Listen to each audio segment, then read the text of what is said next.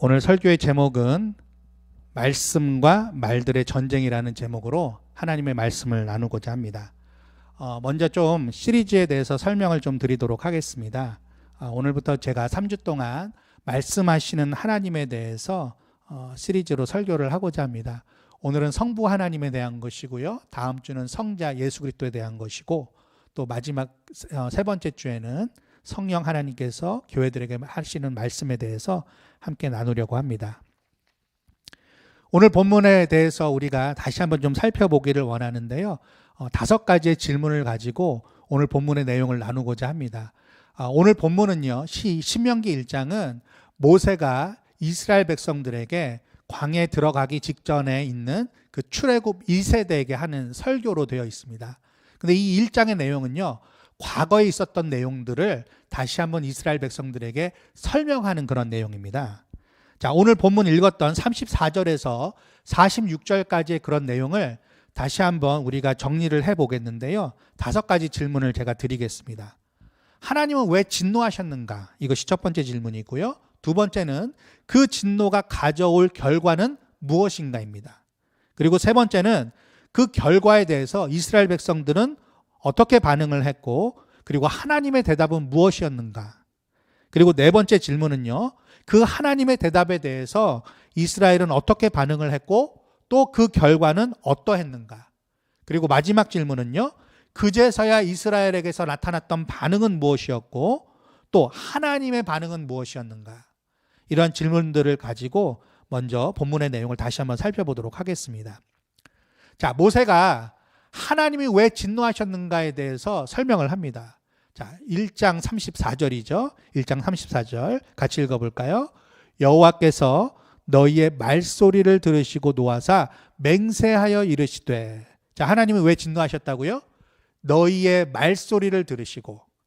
자, 이 하나님의 백성들이 어떤 말소리를 냈는데 그것을 들으신 다음에 하나님께서 노하셨다는 거예요. 진노하셨다는 거예요. 오늘 설교의 핵심은 이겁니다. 너희의 말소리가 과연 무엇이었고, 우리가 이런 것들에 대하여서 어떤 교훈을 받아야 되는지, 이것에 대해서 이따가 자세히 살펴보도록 하겠습니다. 자, 두 번째 질문은 뭐라고요? 그 하나님의 진노가 가져올 결과가 무엇인가? 자, 35절에 나와 있습니다. 35절 같이 읽어볼까요? 이 악한 세대 사람들 중에는 내가 그들의 조상에게 주기로 맹세한 좋은 땅을 볼 자가 하나도 없으리라. 자, 그 진노의 결과가 너무 무섭죠. 하나님께서 조상 대대로 약속하셨던 그 땅을 볼 자가 아무도 없다는 거예요. 이 악한 세대 사람들 중. 이 악한 세대의 사람들이 누구를 가리키는 겁니까? 출애굽 그 1세대들을 가리킵니다. 자, 그 다음에 세 번째, 그 결과에 대한 이스라엘의 반응이 무엇이었는가? 41절에 나왔습니다. 41절. 자, 너희가 대답하여 내게 이르기를 우리가 여호와께 범죄하였사오니 우리 하나님께서 우리에게 명하신 대로 우리가 올라가서 싸우리이다 하고, 너희가 각각 무기를 가지고 경솔이 산지로 올라가려 할 때에. 자, 하나님께서 그러한 진노에 대한 결과를, 그 무서운 결과를 말씀해 주시니까 그제서야 하나님 앞에서 우리가 범죄했습니다 인정을 합니다. 그리고 그제서야 우리가 싸우러 올라가겠습니다. 근데 여기 뭐라고 평가를 하고 있어요? 경솔이 올라갔다, 이렇게 되어 있습니다. 자, 그러한 이스라엘의 반응에 대해서 하나님께서는 뭐라고 대답을 하시죠? 42절에 나와 있습니다. 같이 읽어볼까요? 여호와께서 내게 이르시되 너는 그들에게 이르기를 너희는 올라가지 말라, 싸우지도 말라, 내가 너희 중에 있지 아니하니 너희가 대적에게 패할까 하노라 하시기로. 기껏 이제 올라가려고 하는 그 이스라엘 백성들에게 올라가지 말라고 합니다. 싸우지도 말라고 합니다. 내가 너희들과 함께 있지 않으니까 너희들은 올라가더라도 싸우더라도 패배할 것이다. 자, 그 다음에 네 번째. 자, 그러한 하나님의 대답에 대해서 이스라엘은 어떻게 반응을 하죠? 43절에 나와 있습니다. 내가 너희에게 말하였으나 너희가 듣지 아니하고, 또 듣지 않은 거예요. 자, 여호와의 명령을 거역하고 거리낌 없이 산지로 올라가매. 하나님이 올라가지 말라고, 싸우지 말라고 그렇게 말을 했는데도 불구하고 듣지 않았다는 거예요. 명령을 거역했다는 겁니다. 자, 그리고 그 결과가 어땠죠? 그 결과는 44절에 나옵니다. 그 산지에 거주하는 아모리 족속이 너희에게 마주 나와 벌떼같이 너희를 쫓아 세일산에서 쳐서 호르마까지 이른지라. 그 결과 어땠습니까? 아모리 족속에게 보기 좋게 패했습니다. 자, 다섯 번째 질문. 자, 그제서야 이스라엘에게서 나온 모습이 어땠습니까? 45절 상반절에 너희가 돌아와 여호와 앞에서 어떻게 했다고요? 통곡하나. 자, 한편 하나님의 반응은 어땠습니까? 하나님의 반응은 45절 하반절에 있습니다. 여호와께서 너희의 소리를, 그 통곡하는 소리를 듣지 아니하시며 너희에게 귀를 기울이지 아니하셨다, 이렇게 되어 있어요. 참으로 무서운 장면입니다. 자, 그러면 34절에 언급된 하나님의 그 진노의 원인이 된 너희의 말소리란 과연 구체적으로 무엇인가? 오늘 그것을 좀 집중적으로 살펴보도록 하겠습니다. 자, 한마디로 말하자면요, 어떠한 말 때문이라는 거예요. 어떠한 말. 자, 어떤 종류의 말이었을까요? 오늘 이 34절에서 46절 그 앞에 보면 어떠한 말소리였는지 그것이 나옵니다. 구체적으로. 자, 1장 27절, 신명기 1장 27절 같이 읽어보겠습니다. 장막 중에서 원망하여 이르기를 여호와께서 우리를 미워하심으로 아모리 족속의 손에 넘겨 멸하시려고 우리를 애굽 땅에서 인도하여 내셨도다.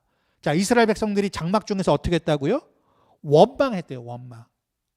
자, 그런데 이스라엘 백성이 원망의 소리를 괜히 낸 게 아닙니다. 원망의 소리를 낸 이유가 있었겠죠. 자, 그 이유는 다름 아닌 여러분들이 잘 아시는 유명한 가나안 정탐을 하고 왔던 사람들의 그 좋지 못했던 보고 때문이었습니다. 그 보고 내용이 어땠습니까, 여러분? 자, 12명 중에 10명의 보고 내용이 부정적이었어요. 회의적이었습니다. 그 보고 내용을 우리가 살펴보기 전에 우선 가나안 정탐에 관련된 그 사실관계를요, 시간 순서대로 정리해서 좀 말씀을 드릴게요.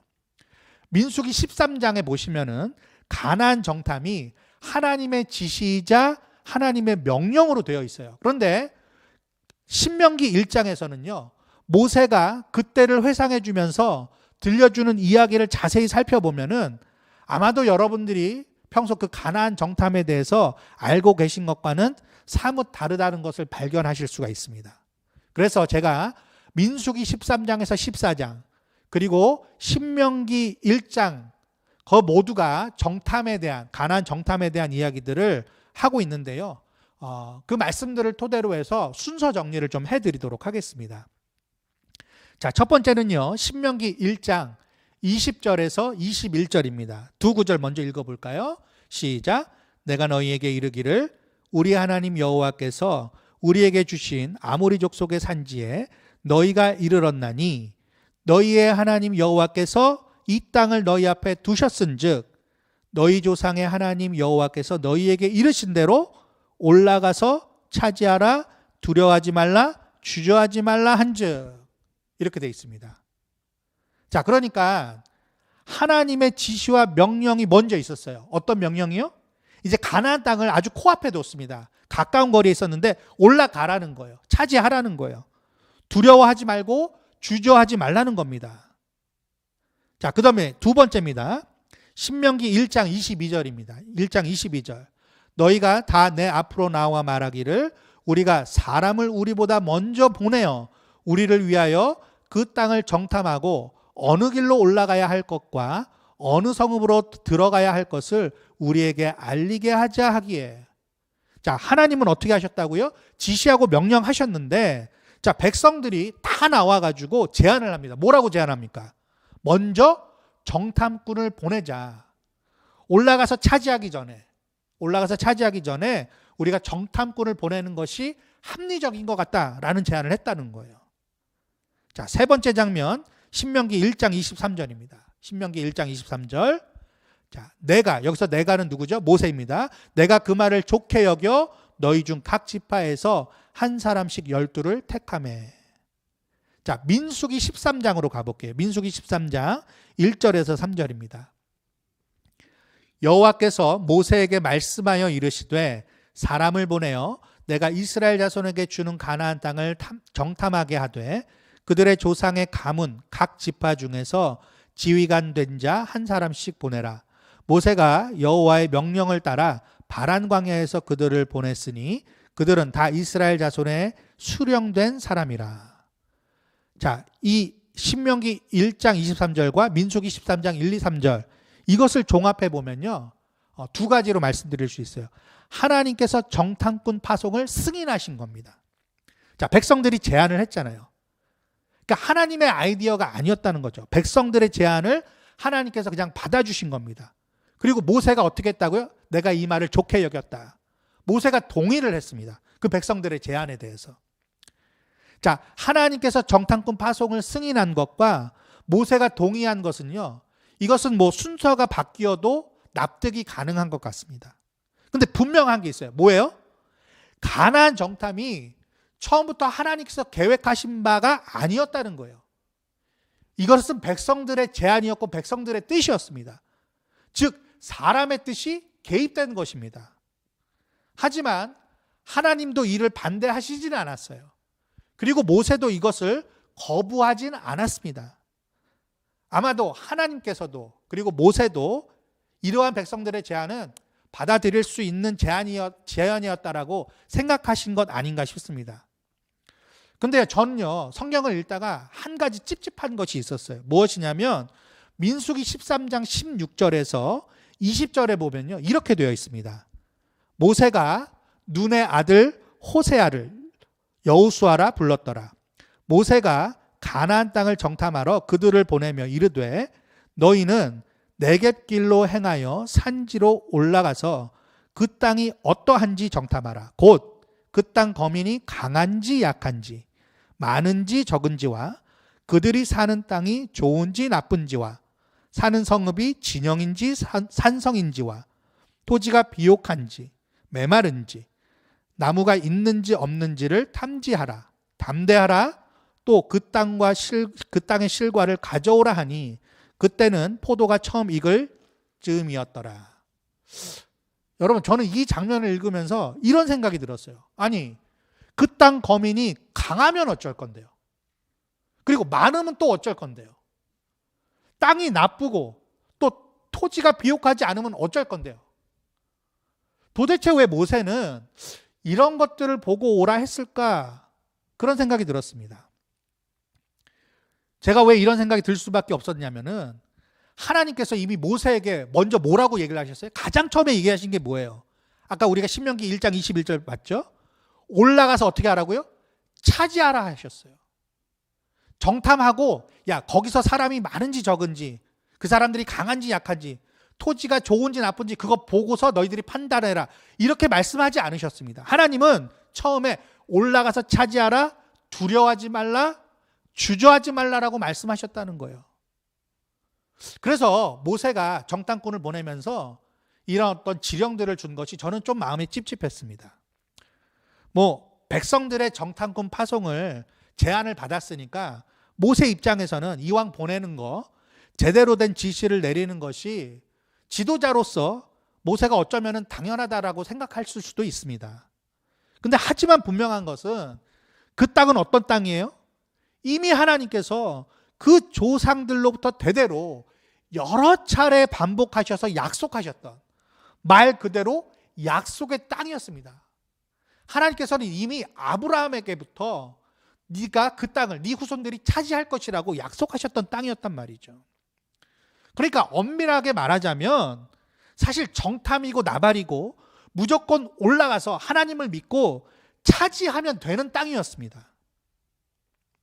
그런데 이스라엘이 나중에 그 정탐꾼들의 부정적인 보고를 듣고서 원망을 했죠. 그러니까 원망을 한 것은 하나님의 잘못이 아니라 하나님께 어떠한 잘못이 있는 게 아니라 이스라엘 백성들, 그것을 제안했던 이스라엘 백성들이 스스로 자초한 일이었다는 것입니다. 올라가서 차지하라. 처음에 명령하셨던 하나님의 명령대로 했다면 저는요 확신하건대 이스라엘 백성들이 분명히 차지할 수 있었을 겁니다. 원망할 일이 없었을 거예요. 근데 여러분 생각해 보면요, 우리 역시 이스라엘 백성들과 같은 실수를 참 자주 합니다. 하나님의 오묘하고 완전하신 계획과 뜻이 있는데도 불구하고 하나님께서 그것을 우리에게 주셨고 우리도 받았다라고 하나님께 영광을 돌리고 찬송을 했음에도 불구하고 우리는 시간이 지나면 자꾸 우리의 인간적인 생각, 우리의 인간적인 계산으로 화를 스스로 자초하는 경우가 얼마나 많이 있는지 몰라요. 하나님의 계획에 자꾸 우리의 제한을 덧붙이는 것이죠. 어떤 일에 있어서 분명한 하나님의 메시지가 있습니다. 그것을 우리가 받았습니다. 그렇다면 우리는 그대로 행해야 되죠. 그래야 하나님의 거룩한 백성이요, 하나님께서 기뻐하시는 백성이 되는 것이죠. 그런데 우리들은 자꾸만 거기에다가 우리의 말씀을 자주 덧붙이곤 한다는 것이죠. 자, 네 번째, 신명기 1장 25절 같이 읽어볼까요? 그 땅의 열매를 손에 가지고 우리에게로 돌아와서 우리에게 말하여 이르되 우리의 하나님 여호와께서 우리에게 주시는 땅이 좋더라 하였느니라. 자, 일단 정탐꾼의 보고가 처음에는 긍정적이었어요. 땅이 좋더라. 자, 민수기 13장 27절에도 보면요, 그 땅 과일을 백성들에게 보여주면서 정탐꾼들이 뭐라고 보고합니까? 모세에게 말하여 이르되 당신이 우리를 보낸 땅에 간즉 과연 그 땅에 젖과 꿀이 흐르는데 이것은 그 땅의 과일이니이다. 자, 그런데 신명기 1장에서는요, 그 바로 다음 절에 보면 그럼에도 불구하고 하나님의 백성이 하나님의 명령을 거역하면서 원망하는 장면이 나옵니다. 자, 신명기 1장 26절에서 27절입니다. 그러나 너희가 올라가기를 원하지 아니하고 너희의 하나님 여호와의 명령을 거역하여 장막 중에서 원망하여 이르기를 여호와께서 우리를 미워하심으로 아모리 족속의 손에 넘겨 멸하시려고 우리를 애굽 땅에서 인도하여 내셨도다. 야, 하나님이 우리를 출애굽시키신 게 우리를 미워하셔서 멸하시려고 그랬던 거구나라고 불평했다는 거예요. 여러분, 그 땅이 좋다는 보고만 듣고서 이런 반응을 했던 것은 아니죠. 뭔가 다른 것이 있었습니다. 다른 보고가 있었어요. 자, 신명기 1장 28절에 보면은 이제 다른 게 나옵니다. 부정적인 보고가 나옵니다. 신명기 1장 28절, 우리가 어디로 가랴? 우리의 형제들이 우리를 낙심하게 하여 말하기를 그 백성은 우리보다 장대하며 그 성읍들은 크고 성곽은 하늘에 닿았으며 우리가 또 거기서 아낙 자손을 보았노라 하는도다 하기로. 자, 이제 백성들을 낙심하게 만든 그 보고 내용이 무엇이었는가가 나오죠. 자, 근데 민수기를 보면요, 정탐꾼 중에 한 명이었던 갈렙은요, 전혀 다른 이야기를 합니다. 민수기 13장 30절입니다. 같이 읽어볼까요? 갈렙이 모세 앞에서 백성을 조용하게 하고 이르되 우리가 곧 올라가서 그 땅을 취하자 능히 이기리라, 이렇게 얘기를 했어요. 자, 갈렙은요, 하나님께서 맨 처음에 얘기하셨던 올라가서 차지하라는 말씀을 기억했던 겁니다. 갈렙은요, 다른 정탐꾼들의 보고 내용을 부정하지는 않았어요. 자기도 보고 왔는데 가나안 땅에는 어떤 사람들이 사는 거예요? 예, 장대한 사람들, 강한 사람들, 그리고 성읍도 보고 왔는데 너무나도 컸던 거예요. 그 보고를 부정하진 않았습니다. 갈렙도 인정합니다. 하지만 갈렙은 하나님께서 처음 주신 그 명령을 기억했어요. 그대로 올라가자 합니다. 그 땅을 취하자고 합니다. 능히 이길 수 있다라고 백성들을 설득하기 시작합니다. 여러분, 갈렙은 어떻게 이럴 수 있었을까요? 네, 하나님을 믿었기 때문이에요. 하나님을 온전히 신뢰했기 때문에 그렇습니다. 자, 그런데 민수기 13장 31절에서 33절을 보면요, 10명의 정탐꾼들이 부정적인 보고를 하는 것을 넘어서 아예 그 결과를 그 백성들이 스스로 단정짓고 마는 그런 장면이 나옵니다. 31절에서 33절 읽어보겠습니다. 그와 함께 올라갔던 사람들은 이르되 우리는 능히 올라가서 그 백성을 치지 못하리라. 그들은 우리보다 강하니라 하고 이스라엘 자손 앞에서 그 정탐한 땅을 악평하여 이르되 우리가 두루 다니며 정탐한 땅은 그 거주민을 삼키는 땅이요 거기서 본 모든 백성은 신장이 장대한 자들이며 거기서 네피림 후손인 아낙 자손의 거인들을 보았나니 우리 스스로 보기에도 메뚜기 같으니 그들이 보기에도 그와 같았을 것이니라. 야, 우리 이스라엘 백성은 그 가나안의 백성들 절대 치지 못할 거야. 그리고 우리 스스로 봐도 저 사람들에 비해서 우리가 메뚜기 같지 아니하냐. 여러분, 이 메뚜기 같다라는 말을요, 그 가나안 땅에 있는 사람들이 평가한 것이 아닙니다. 스스로, 이스라엘 백성들 스스로, 정탐꾼 스스로 그렇게 생각했다는 거예요. 아무도 그렇게 얘기해 준 적이 없는데 스스로 그렇게 생각했다는 겁니다. 그리고 어떻게 합니까? 지레짐작으로 뭘 해요? 쟤들도, 저 가나안 땅에 있는 사람들도 우리를 그렇게 생각할걸? 메뚜기라고 생각할걸? 이렇게 이야기를 합니다. 자, 민수기 14장 1절에서 4절입니다. 그러한 부정적인 보고를 듣고서 이스라엘 백성들이 뭐라고 반응을 하는지 보겠습니다. 온 회중이 소리를 높여 부르짖으며 백성이 밤새도록 통곡하였더라. 이스라엘 자손이 다 모세와 아론을 원망하며 온 회중이 그들에게 이르되 우리가 애굽 땅에서 죽었거나 이 광야에서 죽었으면 좋았을 것을 어찌하여 여호와가 우리를 그 땅으로 인도하여 칼에 쓰러지게 하려 하는가? 우리 처자가 사로잡히리니 애굽으로 돌아가는 것이 낫지 아니하랴. 이에 서로 말하되 우리가 한 지휘관을 세우고 애굽으로 돌아가자 하매. 여러분, 부정적인 보고를 들었던, 우리는 메뚜기와 같다, 쟤네들도 우리를 그렇게 생각할 거야 라는 그 말을 들었던 백성들이 어떻게 했다고요? 통곡을 합니다. 그리고 원망합니다. 원망하면서 하는 말들이 뭐예요? 야, 애굽 땅에서 차라리 죽으면 좋았을 걸. 그냥 광야에서 차라리 죽었다면 좋았을 걸. 가나안에 가서 칼에 죽느니 지금이라도 애굽으로 돌아가는 게 낫지 않겠냐. 저 사기꾼 같은 모세 저거 무시하고 우리끼리 다시 지도자를 뽑자. 그래서 애굽으로 돌아가자. 이랬다는 겁니다. 여러분, 이 사태를 어떻게 생각하십니까? 이스라엘 백성들의 이 원망이 인간적으로 충분히 이해가 되시나요? 아마 덜어는 그런 분들이 있을지도 몰라요. 야, 이거 상대가 안 되겠는데? 야, 그 사람들하고 싸웠다가는 우리가 죽겠는데? 아마 그 정탐꾼들이 본 것이 거짓은 아니었을 거예요. 근데 여러분, 이러한 원망과 통곡하는 모습이 과연 정상적인 것입니까? 하나님의 택함을 받은, 하나님의 기적과 구원을 맛본 이스라엘 백성에게 이러한 원망과 통곡의 모습이 문제가 있다라고는 생각이 드시지 않습니까? 예, 이스라엘 백성들의 이러한 통곡과 원망은요, 확실히 문제가 있습니다. 왜 문제인가? 이들의 통곡과 원망이 어떠한 근본적인 원인을 갖고 있는가? 여러분, 우리가 그것을 한번 생각해 봤으면 좋겠어요. 이스라엘 백성들의 통곡과 원망이 과연 어떠한 원인을 갖고 있는지. 여러분, 대답은 간단합니다. 지금껏 경험해 왔던 하나님의 은혜와 능력을 다 잊어버렸다는 거예요. 그것을 기억하려고 하지 않았다는 것입니다. 거기에 그들의 원망과 통곡의 원인이 있다는 거예요. 이들이 어떠한 하나님의 은혜와 능력을 잊어버렸죠? 자, 이스라엘 백성들이 광야에서 목마르다고 원망했을 때, 그럴 때마다 하나님께서는요, 물을 제공해 주셨어요. 반석이 터지게 만드셨어요. 배고프다고 원망했을 때는요, 뭘 공급해 주셨습니까? 만나와 메추라기를 풍성히 주셨습니다. 낮에는요, 구름 기둥으로 인도하셨고요, 밤에는 불 기둥으로 보호하셨습니다.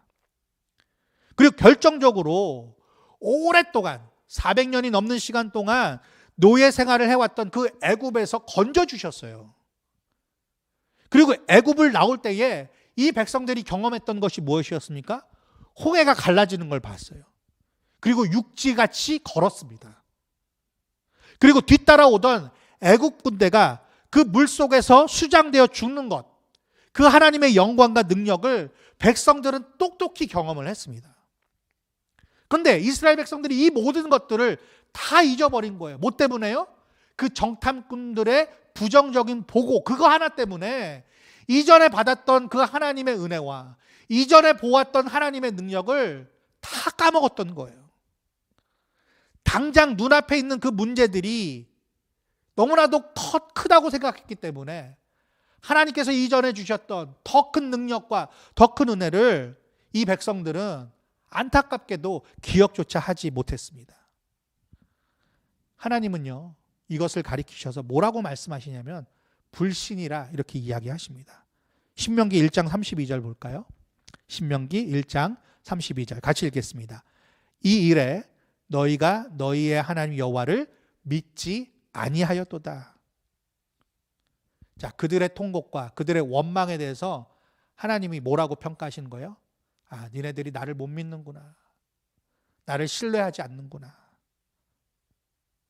내가 너희를 위하여서 행한 일을 다 잊어버렸구나. 기억조차 하지 않는구나.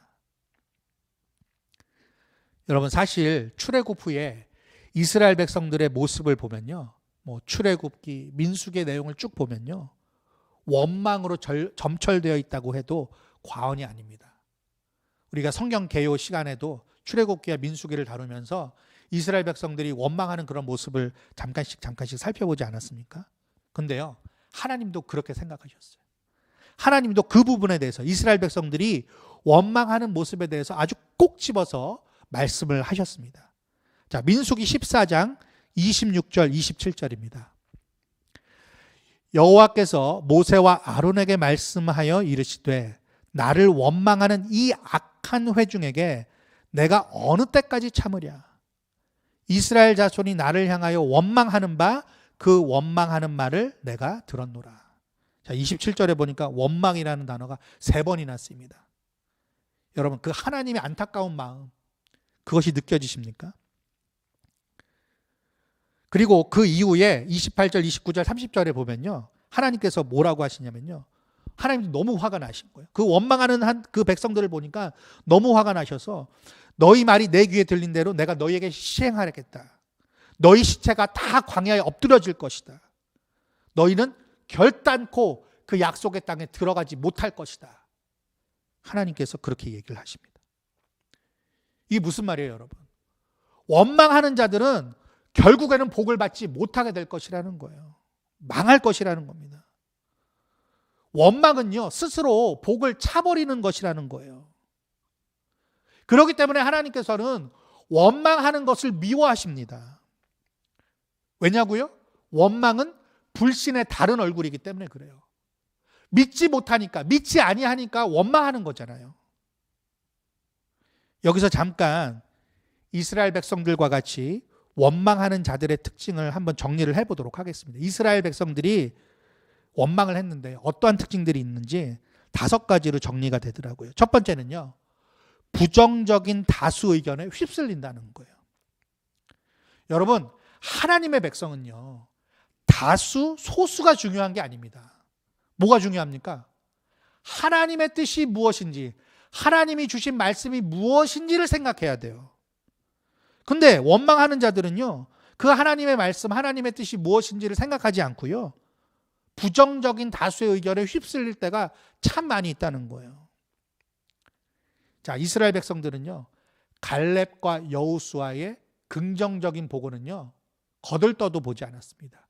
그 10명, 다수의 부정적인 그 의견에 귀를 기울였어요. 이게 첫 번째 특징입니다. 두 번째 특징은 뭔지 아십니까? 지레 겁먹고 지레 짐작한다는 거예요. 해보지도 않고 포기합니다. 하나님께서 어떻게 말씀하셨다고요? 맨 처음에 올라가서 차지하라 말씀하셨어요. 근데 그것을 해보지도 않고 우리 정탐꾼 보내보자. 그들이 강한지 약한지, 그들이 많은지 적은지, 그 땅이 좋은지 나쁜지 먼저 보자는 거예요. 우리와 함께 하시고 우리를 위해서 싸우시는 하나님을 믿지 않고서요, 지레 겁먹고 지레 짐작을 해버립니다. 왜 그래요? 스스로를 낮춰 생각하거든요. 우리는 저들에 비해서 메뚜기야. 아무것도 못해. 이스라엘 백성들이 하나님을 배제하고 자신들을 보니까 그런 결과가 나타나는 것입니다. 이스라엘 백성은요, 하나님을 생각하고 자신들을 보아야 할 백성이었어요. 근데 하나님은 보지 않고 자신들의 그 초라한 모습을 봤던 것이죠. 자, 세 번째 특징은 뭡니까? 말씀은 제쳐버리고 자기 말들만 늘어놓는다는 거예요. 올라가서 차지하라는 하나님의 말씀보다 자기 지식, 자기 경험, 자기 계산 등에 의지했다는 것입니다. 우리 한국 속담에 그런 속담이죠. 돌다리도 두들겨보고 건너라. 예, 그게 합리적입니다. 우리가 보통 그렇게 삽니다. 근데요, 여러분, 이것은 하나님과 하나님의 백성의 관계에 있어서는 성립되지 않는 거예요. 왜요? 하나님께서 말씀하시는 것은 어떻습니까? 완전하고 확실하기 때문에. 하나님께서 올라가라고 하면요, 그 백성들은 올라가야 되는 겁니다. 차지하라고 말씀하셨으면 차지해야 하는 것입니다. 두들겨 볼 필요가 없었다는 것이죠. 자, 네 번째 특징. 원망하는 자들은요, 권위와 절차를 무시한다는 거예요. 정탐을 말했을 때 올라가서 차지하라고 하셨던 하나님이 여러분 좀 뻘쭘하셨을 것 같지 않아요? 하나님이 먼저 올라가서 차지하라 말씀하셨어요. 그런데 백성들이 갑자기 제안을 합니다. 그것도 한두 사람이 한 게 아니에요. 아까 본문에 보면 뭐라고 돼 있어요? 너희가 다, 모든 이스라엘 백성들이 올라가서 차지하기 전에 우리가 정탐을 하는 게 좋겠습니다. 여러분, 하나님 입장에서는요, 뻘쭘한 겁니다. 아니, 내가 올라가서 차지하라고 얘기했는데 얘네들이 왜 정탐을 하겠다는 거지? 여러분, 그 하나님의 마음을 생각해 보면요, 하나님의 마음이 이해가 가지 않습니까? 그리고 원망하고 두려워하던 백성에게 지금껏 경험해왔던 하나님과 그 능력에 대해 이야기했던 모세 입장은 어땠을까요? 모세 입장도 그렇게 썩 유쾌하지는 않았을 것 같아요. 그 가끔가다 저희 집도 그러는데 아마 어린 자녀들이 있는 집들은 아마 그러실 것 같아요. 저희 집 애들도요, 이제 게임을 막 하고 싶을 때 얘네들이 이제 눈치를 보다가 먼저 엄마한테 갑니다. 엄마한테 가가지고 게임 해도 돼? 그러면 이제 엄마가 뭐 허락할 때도 있지만 이제 거절할 때도 있어요. 안 돼. 지금은 안 돼. 나중에. 근데 얘네들이 거절받고요, 포기하지 않습니다. 엄마 말을 알겠습니다. 나중에 할게요. 안 그래요. 저한테 옵니다. 저한테 와가지고요, 아빠 우리 게임 해도 돼? 예. 제가 아내가 했던 말을 만약에 모르고 제가 해 이랬다면은 엄마는 뭐가 되는 겁니까? 우리가 하나님을 원망하는 그러한 모습으로 있을 때는요, 하나님의 그 권위 혹은 하나님께서 세우신 그러한 권위들과 절차들과 방법들을 무시하기 때문에 하나님을 원망하게 되고 망하게 된다는 것을 우리가 이스라엘 백성들로부터 배울 수가 있습니다. 자, 네 번째 특징은 뭡니까? 뉘우치는 듯 뒷북을 치면서요, 책임 못할 짓을 하다가 스스로 망해버립니다. 오늘 신명기 1장 그 본문에 보면요, 41절부터 45절에 보면은요, 굉장히 우스운 장면이 나와요. 하나님의 진노하심에 대해서 듣게 된 이스라엘 백성들이 그제서야 어떻게 했다고요? 41절에 보니까 우리가 하나님께 범죄했습니다, 이렇게 얘기를 해요. 그렇게 고백을 합니다. 그리고서는 자기들 마음대로 그제서야 올라가겠다고 해요. 이 뒷북치는 거 아닙니까? 그리고 42절에 보니까는 하나님이 뭐라고 그러시죠? 그 올라가겠다라고 하는 그래 너네들이 깨달았구나, 그래 올라가, 이러지 않으시더라고요. 하나님도 단호하십니다. 그렇게 할 필요 없어, 그러지 말아. 근데 더 무서운 말씀은요, 내가 너희 중에 있지 아니하니 너희가 대적에게 패할까 하노라. 무서운 말씀이죠. 자, 하나님이 올라가지 말라고 분명히 얘기하셨어요. 내가 너희들과 함께 있지 않으니까 너희들은 패할 거야. 올라가지 마. 자, 그동안에 이겼던 싸움은 어떻게 해서 이겼다는 거예요? 이스라엘이 잘나서, 이스라엘이 전투를 잘해서가 아니라 하나님이 함께 하셨기 때문에 이긴 전투였거든요. 근데 함께 하지 않을 거니까 너희들 올라가지 마. 나름대로 하나님께서는요, 그 백성들을 생각해 주신 거예요. 근데 43절에 보니까 이스라엘 백성들이 어떻게 했어요? 하나님의 말씀을 듣지 않고서 명령을 거역하고 무작정 올라가 버립니다. 아니, 이게 또 뭡니까, 여러분? 그랬더니 44절에 어떻게 돼요? 보기 좋게 당하고 맙니다. 보기 좋게 져요. 그리고 45절에 보니까요, 호되게 당한 그 백성들이 돌아와서 하나님께 통곡을 합니다. 뭐라고 통곡을 했을까요? 하나님, 우리가 잘못했습니다. 하나님 말씀을 들을 걸 그랬어요. 하나님, 저희들이 정말 100번 잘못했습니다. 그랬겠죠. 근데 여러분, 하나님 어떻게 하셨다고요? 이미 그 백성의 소리를 듣지 않으시고 귀 기울이지도 않으셨다는 거예요. 여러분, 무서운 겁니다. 이것이 원망하는 자들의 말로라는 것을 우리들에게 보여주고 있어요. 여러분, 이 세상에는요, 수많은 전쟁이 존재합니다.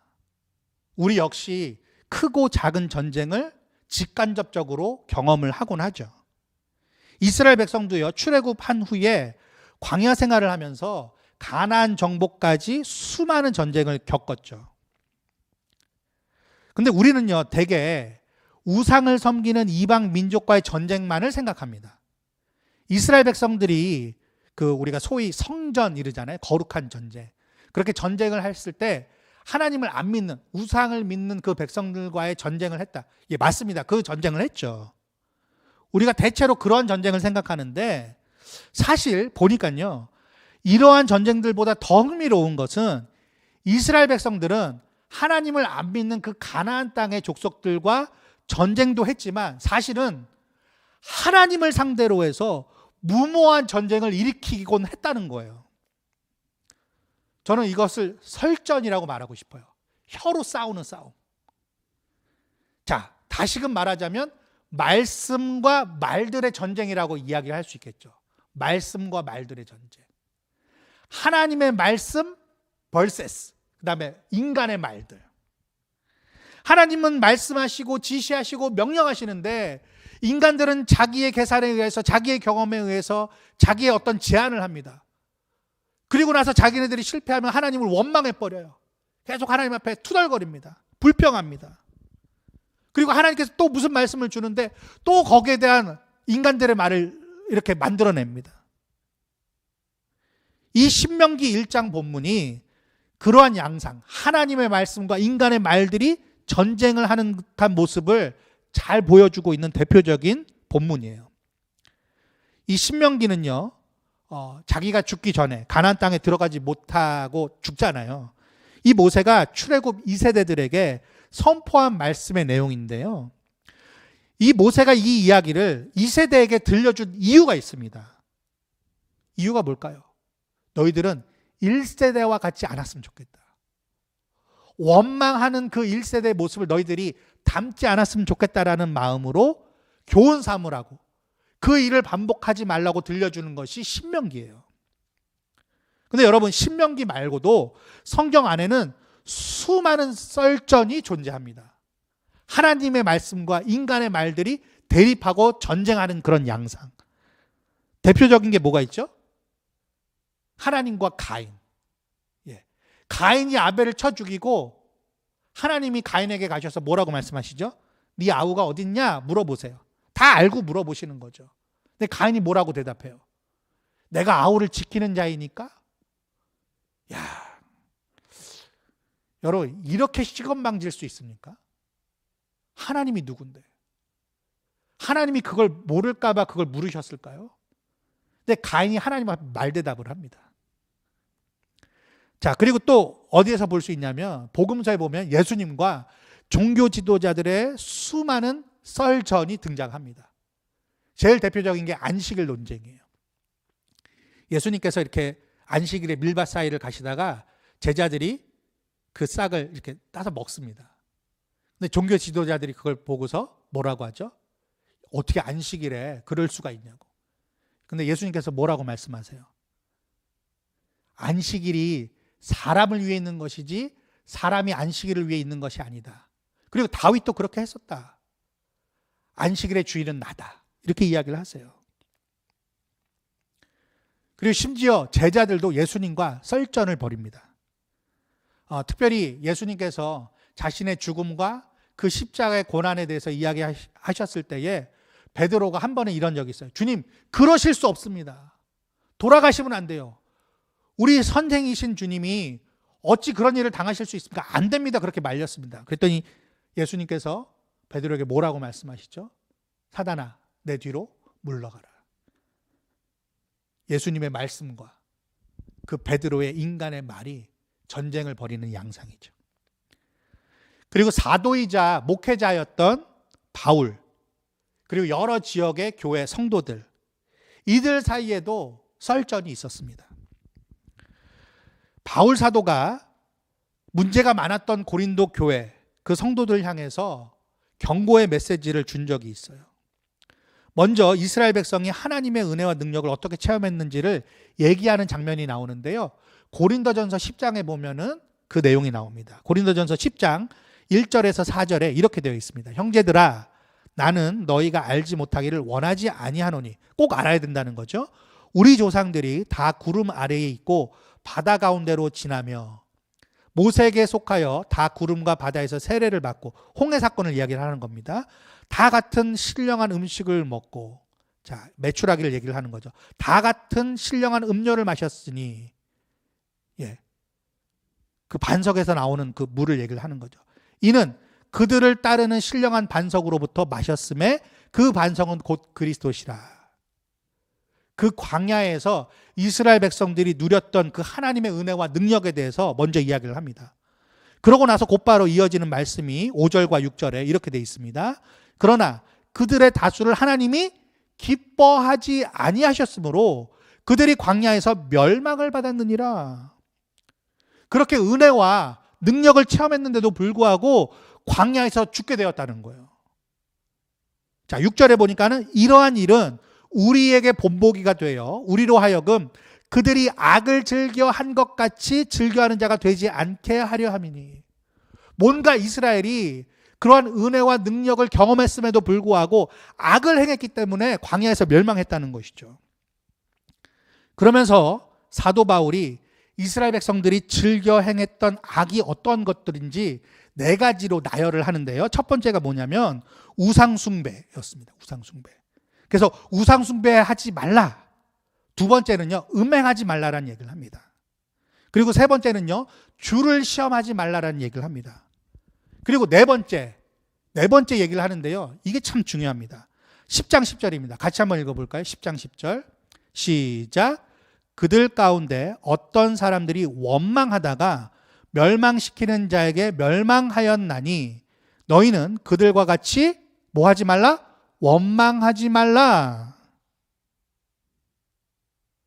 여러분, 4가지 교훈을 주면서 하나는 우상숭배하지 말라, 음행하지 말라, 주를 시험하지 말라, 그리고 네 번째 원망하지 말라라는 교훈을 사도 바울이 첨가를 하고 있어요. 자, 11절 12절에 보니까는요, 다시 한번 정리를 해줍니다. 왜 이러한 교훈들을 주는지.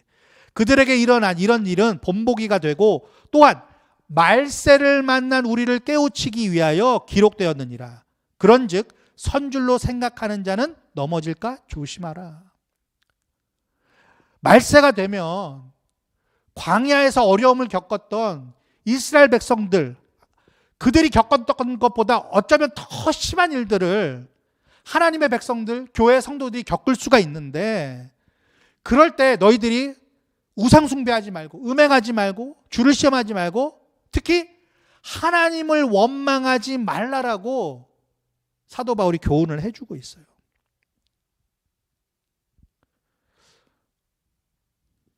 여러분, 사도 바울이 이것을 얼마나 중요하게 생각했으며 이와 같이 이 내용을 고린도 교회 성도들에게 강조를 하고 있는지 우리가 생각해 봐야 합니다. 그리고 이러한 교훈이, 이러한 엄중한 경고가 우리에게도 교훈이 되고 엄중한 교훈이 되기를 주님의 이름으로 축복드립니다. 여러분, 모세도요, 출애굽 1세대와 더불어서 그 약속의 땅에 들어가지 못하는 처분을 받았다는 거 여러분들 잘 아시죠? 그러니까 이것은 백성에게만 문제가 있었다는 게 아니라는 겁니다. 지도자였던 이 모세조차도 문제가 있었다는 거예요. 자, 그 이유가 뭐였죠? 성경에 기록되어 있기를 모세 역시 하나님의 명령을 거역합니다. 그리고 하나님의 거룩함을 나타내지 않았기 때문이라고 모세가 그 땅에 들어가지 못하는 이유를 성경이 분명히 기록하고 있어요.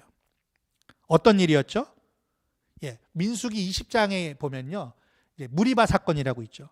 모세가요, 하나님의 명령과는 다르게 어떻게 했습니까? 반석을 2번이나 칩니다. 하나님이 반석 치라고 안 하셨어요. 반석을 명령하여 물을 내라 이렇게 했는데 반석을 2번이나 치면서 뭐라고 얘기합니까? 우리가 너희를 위하여 이 반석에서 물을 내랴. 이렇게 모세가 했던 것이 하나님이 보시기에 좋지 못했다는 거예요. 모세가 여러분 이렇게 했던 거 인간적으로는 이해가 갑니다. 모세가 백성의 지도자로서 물이 없음을 또다시 원망하고 불평하는 이 이스라엘 백성이 원망스럽지 않았겠어요? 게다가 모세는요, 그런 백성을 인도하라고 사명을 주시는 하나님께도 원망스러웠을 거예요. 인간적으로는 이해가 됩니다. 모세의 이러한 원망은요, 사실 오래전부터 그 마음속에 잠재해 왔던 거더라고요. 이게 하루아침에 있었던 일이 아닙니다. 그 민수기 20장에서 그런 일이 벌어지기 전에 약 그 사이에는요 38년의 기간이 있는데요, 그 38년 전에 모세가 시내산에서 바란 광야로 이스라엘 백성들을 인도하고 이동하는 중에 이스라엘 백성들이 원망을 하니까는 모세가 하나님 앞에 이렇게 탄식하는 내용이 나옵니다. 민수기 11장 11절에서 15절입니다. 모세가 여호와께 여짜오되 어찌하여 주께서 종을 괴롭게 하시나이까? 어찌하여 내게 주의 목전에서 은혜를 입게 아니하시고 이 모든 백성을 내게 맡기사 내가 그 짐을 지게 하시나이까? 이 모든 백성을 내가 배웠나이까? 내가 그들을 낳았나이까? 어찌 주께서 내게 양육하는 아버지가 젖 먹는 아이를 품듯 그들을 품에 품고 주께서 그들의 열조에게 맹세하신 땅으로 가라 하시나이까? 이 모든 백성에게 줄 고기를 내가 어디서 얻으리이까? 그들이 나를 향하여 울며 이르되 우리에게 고기를 주어 먹게 하라 하온즉 책임이 심히 중하여 나 혼자는 이 모든 백성을 감당할 수 없나이다. 주께서 내게 이같이 행하실진데 구하옵나니 내게 은혜를 베푸사 즉시 나를 죽여 내가 고난당함을 내가 보지 않게 하옵소서. 여러분, 모세가 이러한 원망이죠, 이거. 이러한 탄원, 이러한 탄식, 절규를 하는 것은 인간적으로 봤을 때는 이해가 될 수 있는 일인 것 같지만, 그러나 모세의 이런 원망은요, 결국에는 하나님을 불신하는 거예요. 하나님, 내가 이 백성들에게 어떻게 고기를 줄 수 있습니까? 여러분, 그 전에는 자기가 줬습니까? 아니죠. 하나님이 주셨어요. 근데 마치 자기가 줘야 되는 것처럼 생각하는 거예요. 그리고 15절의 말씀이 저는 너무 참담한 것 같아요. 내게 은혜를 베푸사, 그러면은 하나님 나를 도와주옵소서 이렇게 나가야 되잖아요. 즉시 나를 죽여 내가 고난당함을 보지 않게 하옵소서. 나 더 이상 못하겠습니다. 나 죽여달라고. 그게 은혜를 베푸는 겁니까? 위대한 지도자로 추앙받는 모세조차도 사도 바울의 그 표현처럼 선 줄로 알았지만 조심하지 못했고 결국에 넘어졌다는 거예요. 원망하는 그 마음이 그 마음 속에서 싹을 트고 그것이 폭발해서 결국에는 무리바 그 반석 앞에서 2번이나 치면서 우리가 너희를 위하여 이 반석에서 물을 내랴, 하나님의 영광을 가리우고 하나님의 거룩함을 드러내지 못하는 그런 모습을 보이고 말았다는 것입니다. 여러분, 근데 위대한 이 모세조차도 그랬다면 저와 여러분 같은 그러한 사람들 역시 다 그렇게 원망함으로 넘어질 수밖에 없는 존재들 아닐까요? 조심해야 합니다. 원망하지 말아야 해요. 이 교훈을 주신 이유는 우리로 하여금 본보기가 되게끔 주려 함이라고 사도 바울이 2번이나 강조해서 이야기를 해주고 있습니다. 여러분, 사도 바울이 아까 말했던 고린도전서 10장에서 말했던 그 4가지 교훈, 그 처음에 있는 그 3가지, 우상 숭배하지 말아라, 그리고 주를 시험하지 말아라, 뭐 이런 거는 어떻게 보면요 우리가 지키는데 어려움이 없습니다. 다 아마 잘 지키실 거예요. 그런데 이 4번째, 마지막 4번째가 참 어려운 것 같아요. 원망하지 말라. 이거 생각보다 쉽지 않습니다. 에이 목사님, 나는 그래도 하나님 원망은 안 해요. 아마 그런 분들 계실 거예요. 그러실 거예요. 그러시리라고 저도 믿습니다. 근데 여러분, 정말 그럴까요? 우리가 하나님을 직접적으로 원망하진 않겠죠. 근데 하나님께서 우리들에게 주신 것들에 대해서는 정말 원망하지 않습니까, 우리가? 여러분, 부모님에 대해서 원망 안 해보신 적 있어요? 저도 아버지를 원망한 적이 있어요. 제가 아버지의 거의 명령이었죠. 아버지의 권고 정도가 아니라 아버지께서 그렇게 저에게 좀 강요를 하셨어요. 신학교에 가야 된다. 너는 목회자가 돼야 된다. 근데 처음에는 그냥 그런 줄 알고 신학교를 가고 그렇게 또 목회자가 됐습니다. 근데 목사로서 이렇게 살면서 때로는 왜 아버지가 나를 그렇게 하게 하셨을까? 원망한 적이 솔직히 있습니다. 왜 아빠가 나를 목사로 만들려고 하셨나? 아버지를 원망한 적이 있어요. 여러분, 배우자에 대해서는 여러분 어떠세요? 여러분의 아내, 남편에 대해서 원망하신 적 없으세요? 처음에는 그토록 사랑해서 그렇게 원해서 내 여자, 내 남자로 만들려고 했었었는데 시간이 많이 지나고 이런 일 저런 일 겪다 보니까 좋지 못한 일이 있을 때마다 우리들은 배우자를 원망하곤 합니다. 자녀들에 대해서는 어떠세요? 자녀들에 대해서도 우리가 낳은 자식인데도 불구하고 자녀들이 내 말을 따라주지 않거나 내 마음대로 되지 않을 때 자녀들을 원망합니다. 존재 자체를 부정할 때도 있어요. 심지어는 내가 저걸 낳아가지고. 여러분, 그리고 이제 부부끼리 농담 반 진담 반으로 그런 얘기 할 때 있잖아요. 쟤가 왜 저래? 누구 닮아서 저래? 예, 못난 거, 못하고 있는 거는 배우자를 원망하고, 그리고 내 자식이 잘하는 거 있으면 나 닮아서 그랬다고 그러고, 이게 도대체 앞뒤가 맞지 않는 말을 우리가 내뱉곤 합니다. 여러분, 일터에서는 어떻죠? 일터에서는 그렇게 들어가기 어려웠던 직장에 들어가서 좀 시간이 지나고 익숙해지고 좀 해볼만 하면 조금만 뭔가 나에게 어려움이 있고 조금만 나를 불편하게 하는 일이 있으면 직장의 동료들이나 상사들을 원망합니다. 여러분, 교회는 어떻습니까? 교회. 우리가 하나님의 교회로서 이렇게 함께 모여서 교회를 이루고 하나님 앞에 예배를 드리고 교제를 나누고 하나님의 말씀을 배우고 서로 권면하고 격려해주고 하다가도 내가 뭔가 마음에 뒤틀리는 일이 있으면 교회를 원망하고 지도자들을 원망하고 또 성도들을 원망하고 그런 모습들이 우리에게 있다는 거예요. 그런데 이런 것들에 대해서 우리 주님께서 이런 말씀을 하신 적이 있어요. 마태복음 5장 23절에서 24절. 그러므로 예물을 제단에 드리려다가 거기서 내 형제에게 원망 들을 만한 일이 있는 것이 생각나거든 예물을 제단 앞에 두고 먼저 가서 형제와 화목하고 그 후에 와서 예물을 드리라. 자, 야고보서에 보면요 5장 9절에 이런 말씀이 있습니다. 형제들아 서로 원망하지 말라. 그리하여야 심판을 면하리라. 보라, 심판주가 문 밖에 서 계시니라. 우리가 하나님을 직접적으로 원망하진 않더라도 우리의 형제를, 우리의 가족을, 내 직장에 대해서 원망하는 말을 쏟아내는 것을 하나님이 기뻐하시지 않는다는 거예요. 그 문제를 해결해야 된다는 거예요.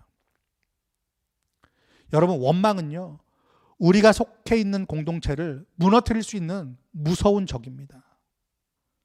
가나안에 보이는 기골이 장대하고 강해 보이고 많아 보이는 그 가나안의 적들보다 더 무서운 적이 무엇이냐면 우리 마음속에서 생겨나서 우리의 입 밖으로 내뱉는 그 원망의 말들.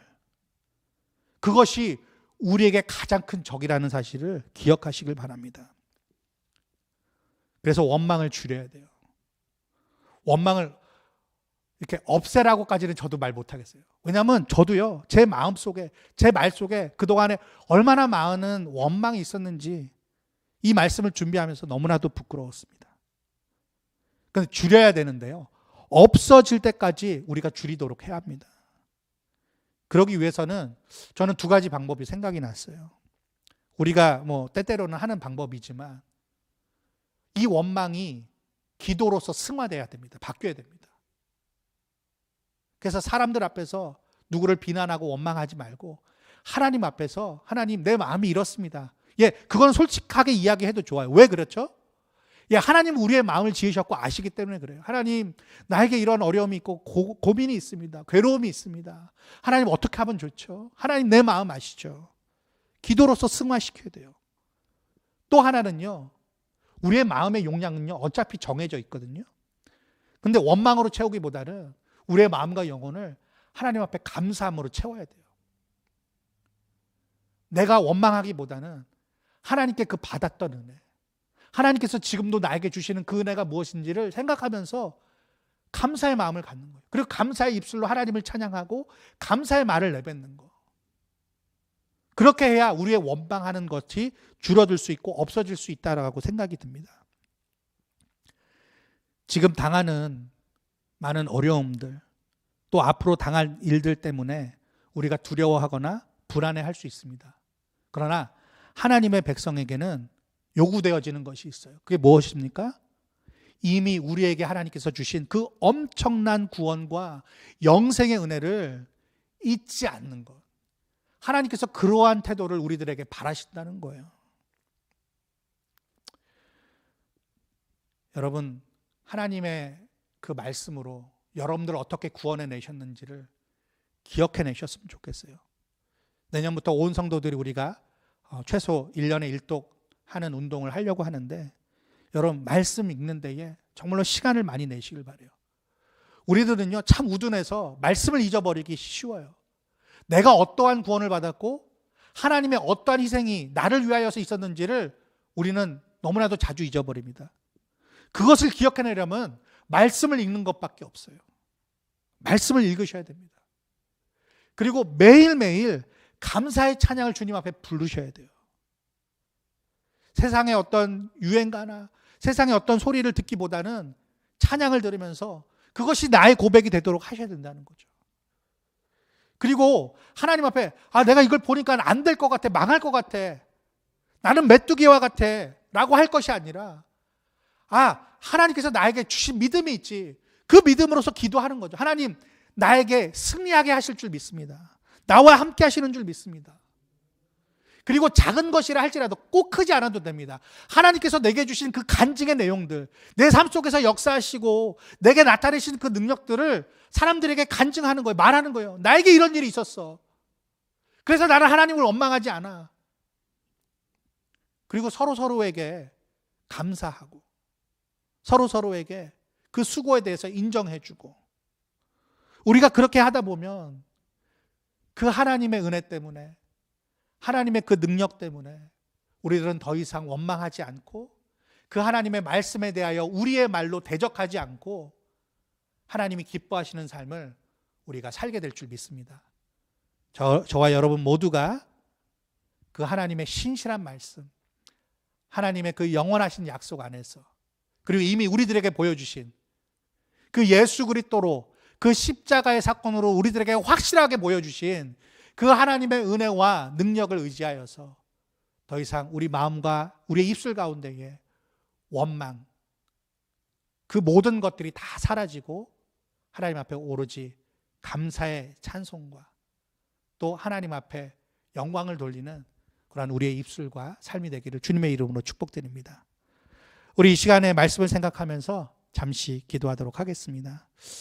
하나님, 지금까지 우리에게 주신 하나님의 가 있음에도 불구하고, 하나님의 능력을 우리가 십자가 안에서 완전하게 보았음에도 불구하고 우리는 너무나도 많은 순간 원망하며 살았습니다. 주님, 용서해 주시고 우리의 마음과 우리의 입술이 원망해서 하나님 앞에 영광을 올리는, 하나님 앞에 감사와 찬송을 올리는 그런 우리들의 삶과 우리의 입술이 될 수 있도록 우리들을 변화시켜 달라고 하나님 앞에 이 시간 간절히 기도하도록 하겠습니다. 기도하시겠습니다. 사랑과 은혜가 많으신 아버지 하나님, 감사를 드립니다. 오늘도 하나님의 말씀을 통하여서 원망하는 우리의 모습, 우리의 참으로 어그러진 모습을 다시 한번 보게 하시고 하나님 앞에서 어떻게 살아야 되는지, 무엇을 하나님 본보기 삼고 살아야 되는지 하나님 저희들로 하여금 경험하게 하시니, 깨닫게 하시니 감사를 드립니다. 하나님의 말씀에 대적하여 살지 않도록 하나님 우리들을 지켜주시옵소서.